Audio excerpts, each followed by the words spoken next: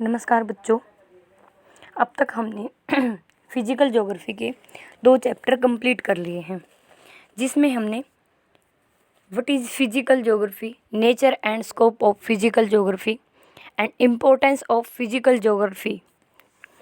आज हम भौतिक भूगोल का 3rd chapter geological time scale, भूगर्भिक समय मापक के बारे में पढ़ेंगे। बात करते हैं पृथ्वी की उत्पत्ति एवं आयु के बारे में। जो जियोलॉजिकल टाइम स्केल है वो इसलिए बनाई गई है ताकि हम पृथ्वी की उत्पत्ति और उसके रेशो और उसके एज के बारे में जान सकें।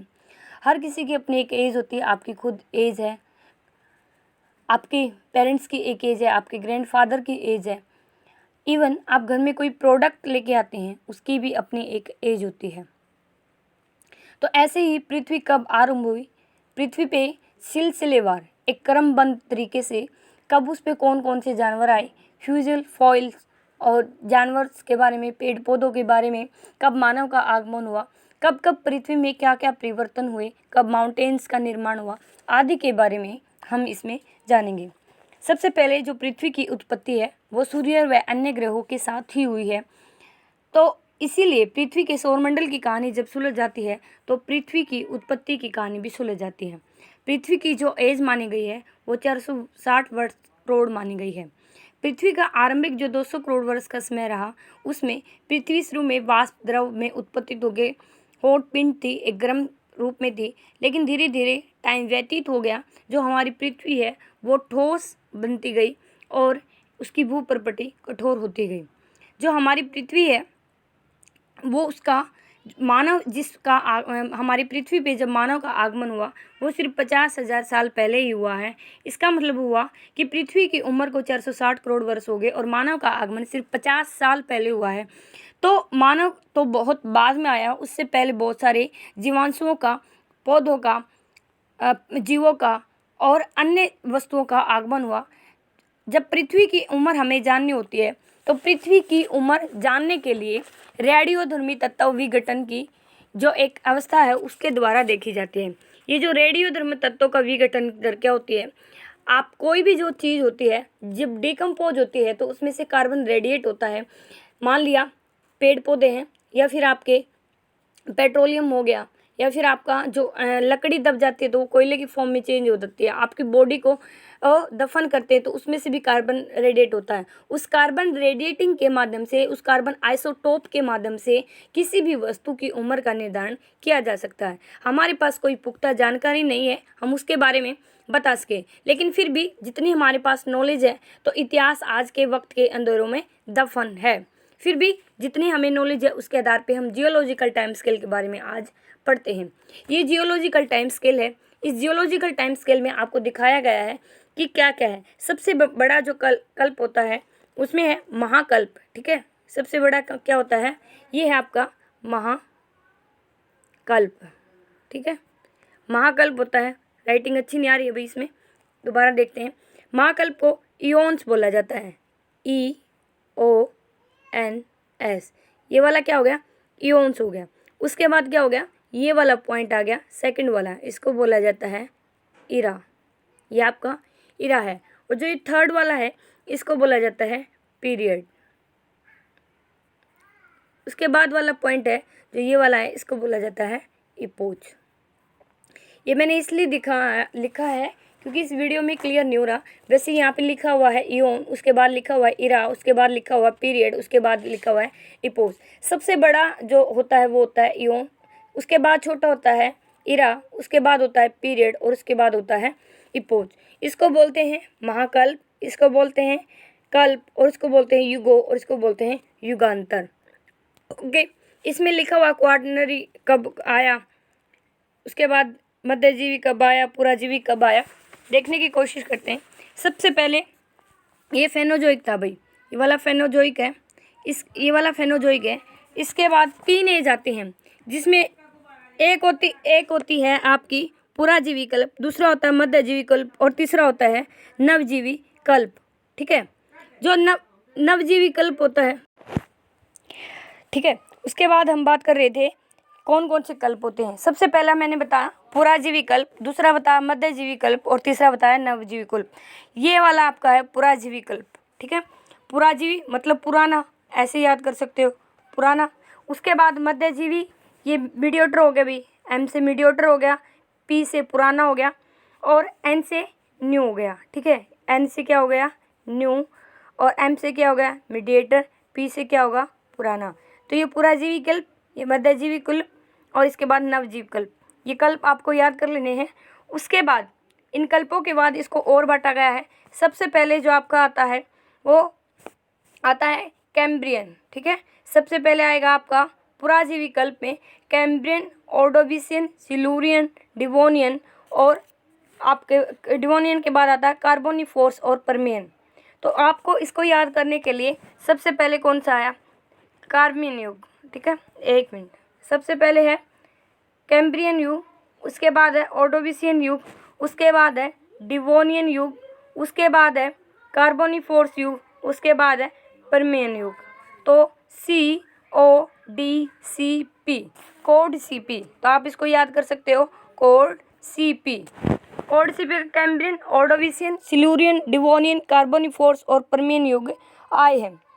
उसके बाद आपका मध्यजीवी कल्प, मध्यजीवी कल्प में ट्रियासिक युग, जुरासिक युग और क्रिटेशियस युग 3 आते हैं, ठीक है। मध्यजीवी में कौन कौन से युग आते हैं आपके, सबसे पहले आता है ट्रियासिक, उसके बाद आता है जुरासिक, और उसके बाद आता है क्रिटेशियस। ये तीनों साल लास्ट में है नवजीव कल्प, जिसमें भी सीन आता है वो नवजीव कल्प है।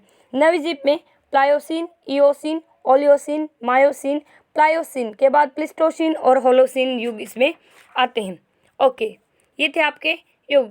उसके बाद बात करते हैं प्रोटोजोइक महाकल्प, ठीक है। प्रोटोजोइक महाकल्प और उद्देश्य के बारे में सबसे पहले पर्पज जान लेते हैं कि क्या पर्पज है।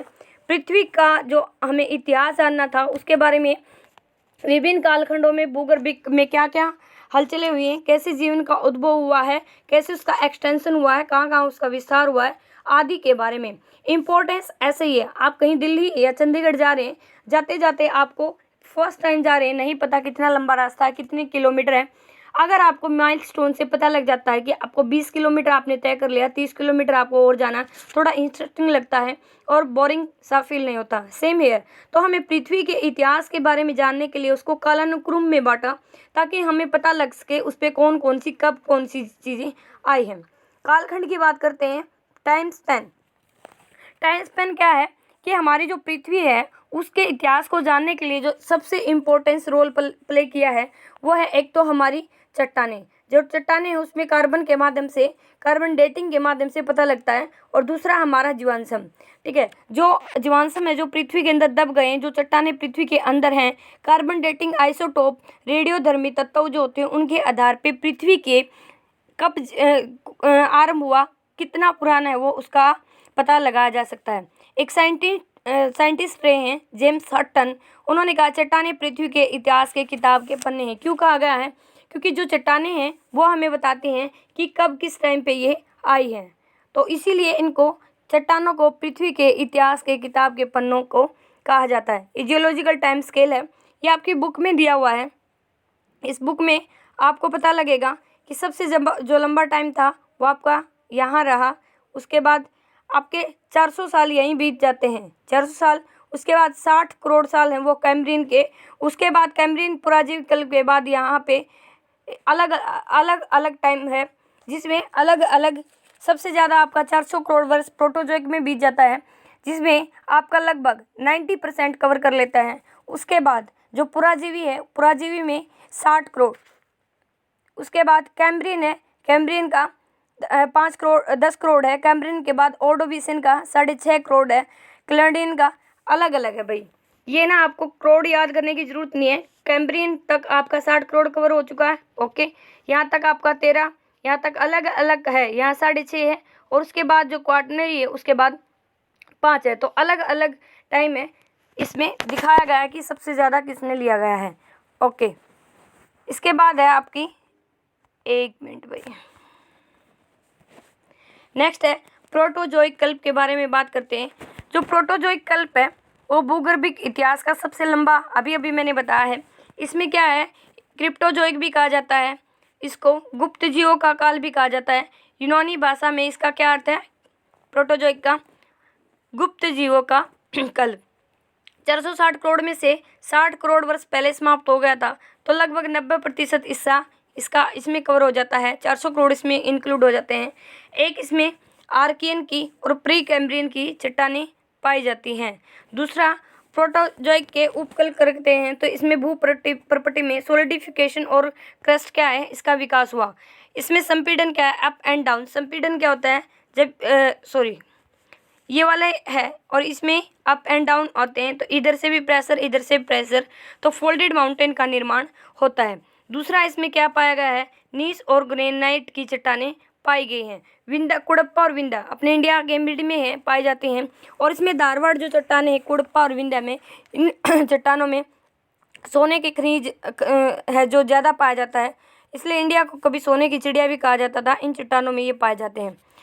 ह्यूरियन हलचलों की वजह से महाद्वीपों का विखंडन हुआ। अब महाद्वीपों का विखंडन क्या होता है, ये जान लेते हैं। पृथ्वी जब आरंभ में हुई तो पृथ्वी को एक माना गया था कि ये पृथ्वी है। इस पृथ्वी में अलग अलग माउंटेन थे, अलग अलग कॉन्टिनेंट थे। नॉर्थ अमेरिका है, साउथ अमेरिका है, यहाँ पे आपका यूरोप है, यहाँ पे आपका अफ्रीका है, यहाँ पे आपका एशिया है, इंडिया है। ठीक है, ये सारे क्या थे? सारों को मैं मर्ज कर दूं तो ये सारे एक ही पॉइंट थे। इनको जब मैं क्लोज कर दे दूं तो ये एक ही थे। इस एक ही पॉइंट को यहाँ पे जाना गया आपका पेंजिया। ठीक है, इसको क्या जाना गया? यहाँ पे पेंजिया के नाम से जाना गया। इसको बोला गया पेंजिया। ये था पेंजिया। पेंजिया का मतलब होता है ऑल अर्थ। और ये था पेंथालेसा, जो पानी है चारों तरफ, इस पानी को बोला गया पेंथालासा। ये पेन का मतलब होता है ऑल, अलग लैंग्वेज के वर्ड हैं। पेन का मतलब हो गया ऑल, और जिया का मतलब हो गया अर्थ। ठीक है, तो ऑल अर्थ जब एक साथ थी, उनका जो डिवीजन है वो स्टार्ट हुआ गोंडवाना लैंड, अंगारा land, Siberian land, Baltic silt, Canadian silt के रूप में वो टूटना आरंभ हो गया था इस एज में। इसी काल में महासागरों की रचना हुई और जो बैक्टीरिया, स्पंज या शैवाल थे वो इसी एज में पाए जाते हैं। ओके, उसके बाद है, ये हमने उद्देश्य ये भी कर लिया, ये कंप्लीट हो चुका अपना। हाँ, जो मैं पेंजिया और पेंथालासा के बारे में बता रही थी भाई, ये है, ये था, ये सारी पृथ्वी एक थी। तो यहाँ पे ये जब आपको ये बीच वाला पार्ट, आज भी आप साउथ अफ्रीका को और साउथ अमेरिका को मर्ज करते हो, ऐसा लगता है कि एक ही कागज़ के पन्नों को अलग कर दिया गया है या एक फ़ोटो को अलग कर दिया गया है और उसको हम जोड़ सकते हैं दोबारा से। यहाँ पे नॉर्थ अमेरिका यूरोप में फिट होता है, यूरोप एशिया में फिट होता है, और ये सारे जिग्सा फिट बोला गया है। वैगनर के द्वारा दी गई थ्योरी थी जिसमें बताया गया था कि सभी ही कॉन्टिनेंट कभी इकट्ठे थे। ओके, अभी जान लेते हैं हम फेनोजोइक महाकल्प के बारे में। इलारेशिया, गोंडवाना लैंड, अंगारा लैंड, ये जो भाई मूवमेंट है, ये ऊपर की तरफ मूवमेंट स्टार्ट हुई। इसमें ये दिख रहा है ना आपको हिसाब से कि ये इसमें फिट हो रहा है, ये इसमें फिट हो रहा। और इंडिया की मूवमेंट हुई नॉर्थ की तरफ, और जब इंडिया की मूवमेंट नॉर्थ ईस्ट की तरफ हुई तो यहाँ पे टेथिस एक सी था और इस सी में बहुत सारा सेडिमेंट था, और सेडिमेंट इकट्ठा करती गई ये प्लेट नॉर्थ की तरफ में यहाँ पे फोल्डेड माउंटेन बने, जिनको आज हिमालय के नाम से जाना जाता है। यहाँ हिमालय का निर्माण हुआ, यहाँ आल्प्स का निर्माण हुआ, यहाँ रॉकीज़ का निर्माण हुआ, और यहाँ पे एंडीज़ का निर्माण हुआ। रॉकीज़ और एंडीज़ का जो निर्माण हुआ है, यहाँ पे ओशियन प्लेट थी, और यहाँ पे नॉर्थ अमेरिका की प्लेट थी, और यहाँ पे साउथ अमेरिका की प्लेट थी। यहाँ पे निर्माण हुआ रॉकीज़ एंडीज़ का, आल्प्स का, हिमालयज़ का, आदि का निर्माण ये प्लेट मूवमेंट के वजह से हुआ है। नेक्स्ट करते हैं, ये रेडियो डेटिंग कार्बन आइसोटोप है, कैसे किया जाता है। उसके बाद है आपकी नेक्स्ट, इसमें बताया गया है फेनोजोइक कल्प के बारे में। ज्वालामुखी वगैरह भी आपके प्रोटोजोइक में ही आए थे। फेनोजोइक कल्प जो है उसको यूनानी भाषा में, जिसका मतलब होता है, मीनिंग होता है दृश्य रूपी जीव। इसमें पुराजीव, मध्यजीव और नवजीव जो मैंने आपको बताई हैं वही होते हैं। ये है पुराजीव पुराना, मध्यजीव मीडियोटर और नवजीव न्यू। ये अपनी याद करने की एक टेक्निक है जिसे आप याद कर सकते हैं। उसके बाद नेक्स्ट पेज है आपका, ये कि कितना इयोन्स आपका कौन सा होता है भाई, इयोन होता है आपका लास्ट। ठीक है, इयोन क्या होता है, सबसे बड़ा होता है, और जो इपोच होता है वो सबसे छोटा होता है। और फेनोजोइक आपका 12% कवर करता है, प्रोटोजोइक 42%, आर्किन 33, हेडन 13, तो ये दिखाएगा। उसके बाद बात करते हैं फेनोजोइक कल्प में पुराजीव कल्प की। पुराजीव कल्प की मैं पहले ही बता चुकी हूँ, कितना कवर करता है अभी 60 करोड़, तो 22 से 37 के बीच में वो आया पुराजीवी कल्प में। उसके बाद कुछ खास इसमें हुआ नहीं, 6 विभागों में बांटा गया इसको। पुराजीवी कल्प को सबसे पहले कैम्ब्रियन युग था। कैम्ब्रियन युग था जिसमें वो 50 करोड़ वर्ष तक पहले समाप्त हुआ, 10 करोड़ वर्ष तक वो क्या है रहा। अब इसमें 10 करोड़ वर्ष इसका एज रही, जितने टाइम तक ये इरा रहा, कैम्ब्रियन पीरियड, इरा नहीं सॉरी पीरियड। इसको बिना रीढ़ वाले जीवों का युग भी कहा जाता है, और बिना रीढ़ वाले जीवों का युग और कहा जाता है, और इसमें अवसादी और कायंत्रण चट्टानें पाई जाती हैं। उसके बाद इसमें अवसादों से निर्मित चट्टानों का चूना, बालव, पत्थर व सेल का निर्माण हुआ।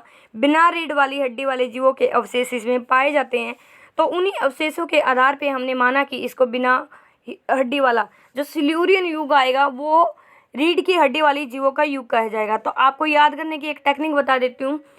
कैम्ब्रियन का मतलब होगा कोना, तो भी हरियाणा में याद करो कि कोना मतलब नहीं है इसमें रीढ़ वाले जीव, और सिल्यूरियन का मतलब हो गया सह का मतलब है भी सह, उसमें रीढ़ की हड्डी उसमें पाई जाती है। ऑर्डोविशियन युग की बात करते हैं।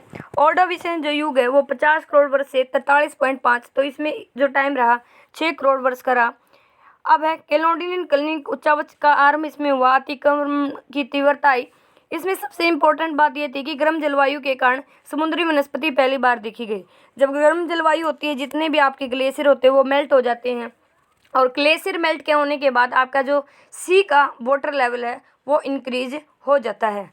ठीक है, ये भी दिखाया गया है, वही बताया हुआ है कि कौन सा युग है, कितना किसमें टाइम है, देख सकते हैं। यहाँ पे आपकी हमने करा ऑर्डोविशियन के बारे में।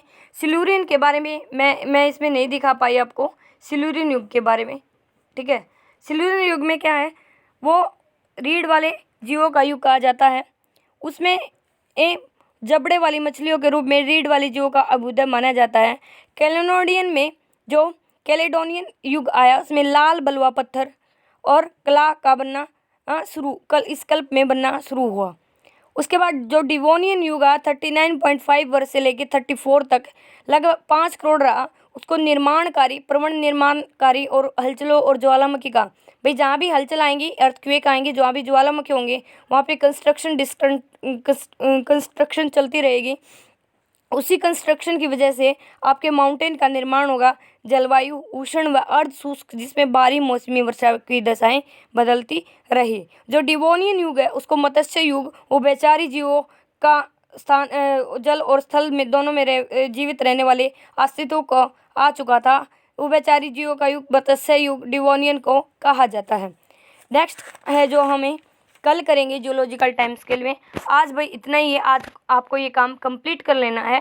Thank you very much. जय हिंद, जय भारत।